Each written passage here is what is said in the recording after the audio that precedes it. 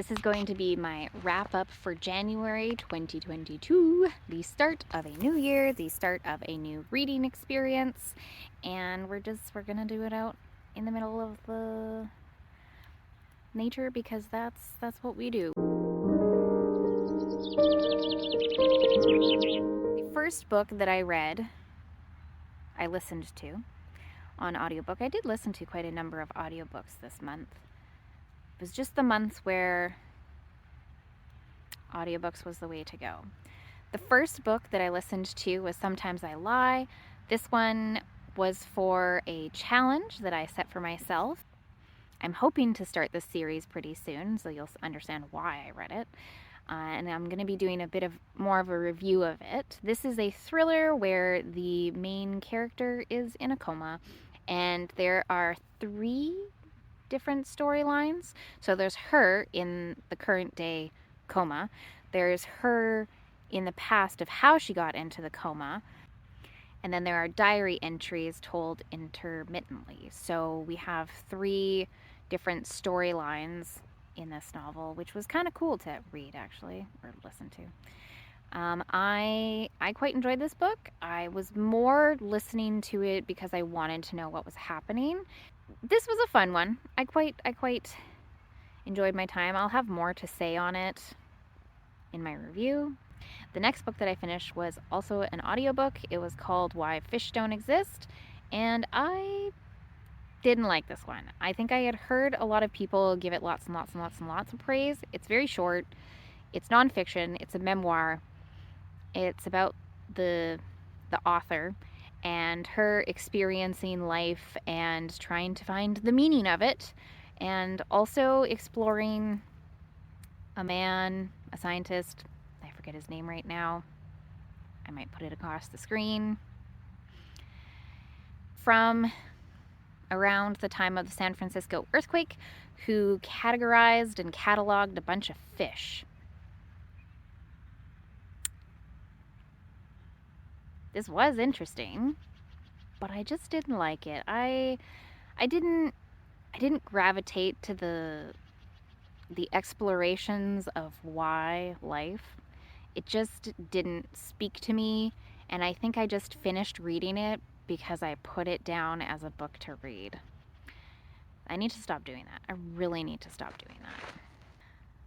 The next book that I finished was Nod by Adrienne Barnes. This is one of the books for my Memory Quest rereading challenge that I set for myself. There's like 15 books that I wanted to revisit and see if they still have a special place in my brain, and yeah, this one totally does. It's exactly what I remembered it to be. There's no nostalgia filter on it. There was no, like, I read it at the perfect time in life. In fact, it had almost more meaning now because it's set in a world where people stop sleeping, and our main character, our narrator, he's one of the people who still sleeps, and so he's trying to figure out why he's still sleeping as he gradually watches the world descend into madness, and it's really cool. I'll link my review below.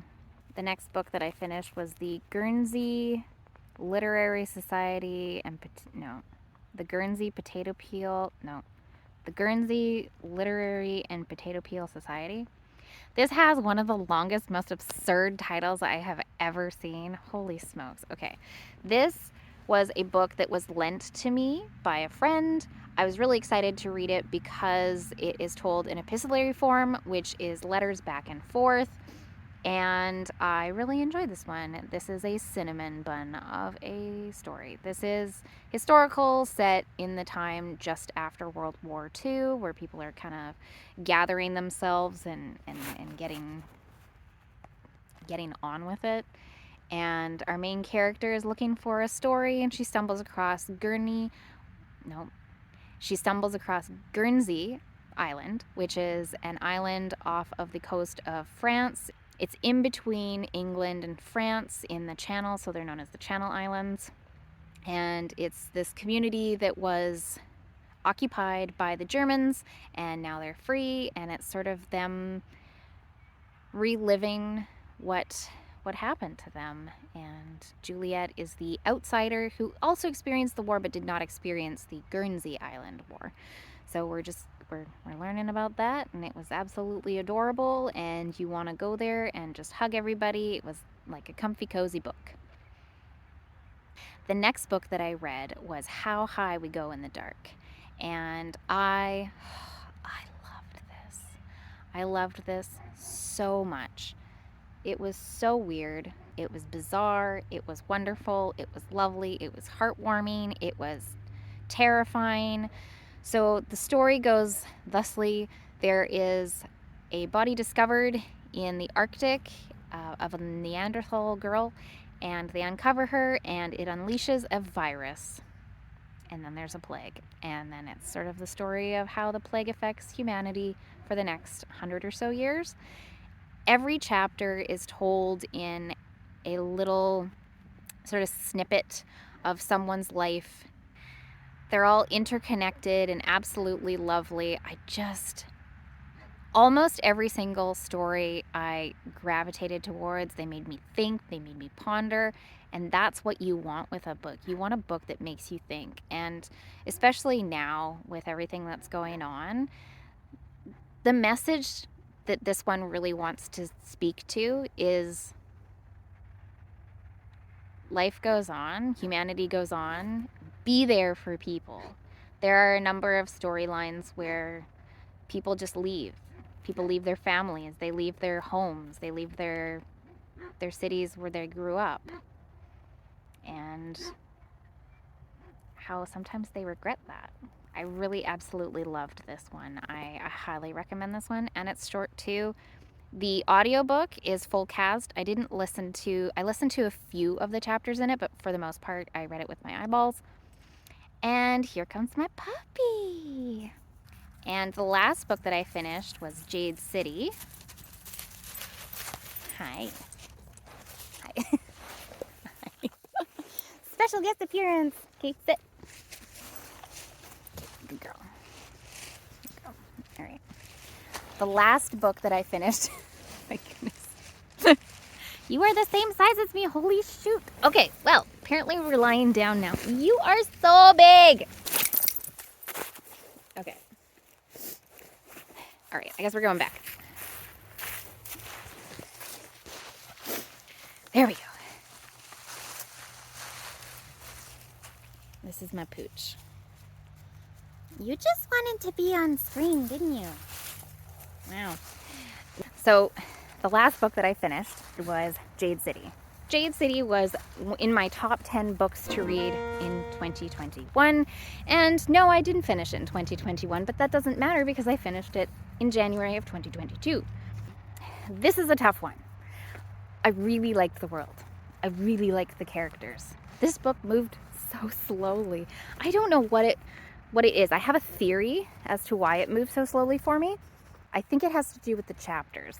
The chapters varied in length. They were between 15 pages long to 2 pages long. And that just sort of is a very interrupting mood for me. So I think it just took me a while to finish it.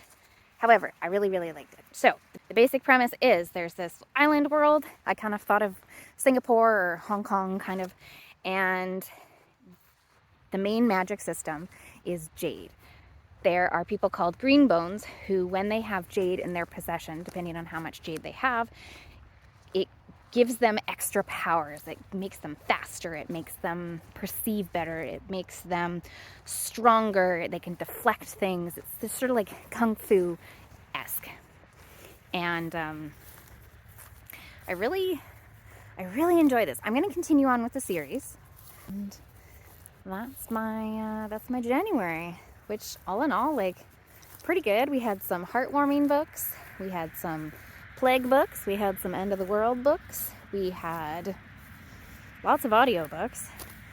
We're going to end this with my second pooch. We're going to say thank you for watching. Thank you for watching. We post every Tuesday at 8 a.m. Sometimes we post some extra things. And we hope to see you again soon.